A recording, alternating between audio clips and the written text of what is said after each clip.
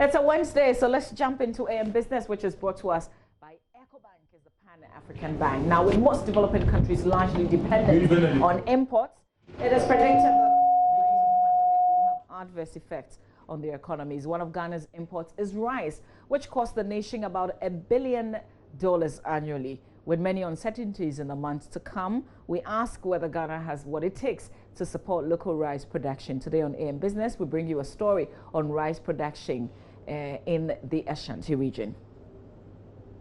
Ukraine has been growing rice in Nobuam for the past 24 years. As a staple food in Ghana, there is a huge demand for the commodity daily. For Cyprian, also a school teacher, rice production has been profitable over the past few years and has become a major source of livelihood for his family.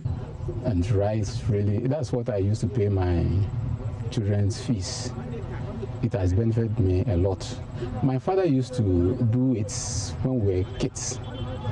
And when I completed school at the university and started teaching, I got into this in 1994. Yes, and it's really helped me. Although there is an increase in demand for rice annually, close to 70% of the rice consumed in Ghana is imported. This is primarily because there is a great preference for polished, clean and scented rice. As part of its mandate and its contribution to the improvement of rice production in Ghana, the Crop Research Institute, CRI, introduced farmers to a new rice variety, the Agra rice. So when the Agra rice came on board, we were really happy and we went for it. Well, the yield is better. It's better than that of the Jasmine 85 that we used to crop. The yield and then the resistance to disease and the crop insects, it's better. The CRI is a subsidiary of the Council for Scientific and Industrial Research and has a broad research mandate to develop and disseminate demand-driven technologies for sustainable food productivity. Dr. Kofi Date is a rice breeder with the CRI. For a very long time, all our breeding program focused around looking at what others have done and picking what will be suitable for us, until the year 2010 that we started our own serious breeding program. You may find out what you are trying to develop, somebody has already developed it long ago. So when you assemble the right population, you look at it at different environments and then you see how they perform. Although the Agra rice has improved the use of farmers, they still have a long way to go to improve their business. Mary, also a rice farmer, highlights another challenge rice farmers face: irrigation. Initially, the farmers depended on a nearby stream, but due to the effect of illegal mining activities, the stream has been contaminated, making it harmful for irrigation. As a result, they have to bear the extra cost of pumping water onto their farms.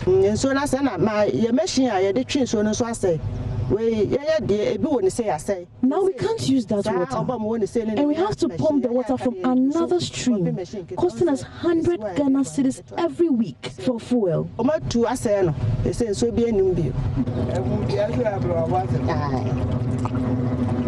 It is less rich in nutrients compared to locally produced varieties.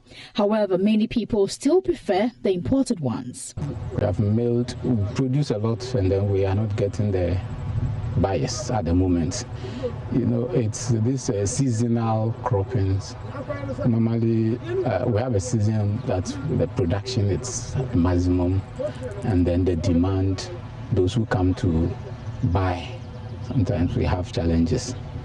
So generally, as at now, we have a lot of rice in stock, but the buyers are not coming. The rice milling site in Nobuam was built by the Chinese some 30 years ago when they introduced rice farming in the town. It's now being managed by the cooperative of rice farmers within the town. Farmers pay 10 cedis per every 50-kilogram bag of rice polished. The mill has just 2 machines which separates the rice from the husks. So this machine here is one of the machines that the farmers use to mill their rice. Now this one was supposed to take away all the husk in the rice, but as you can see, it's not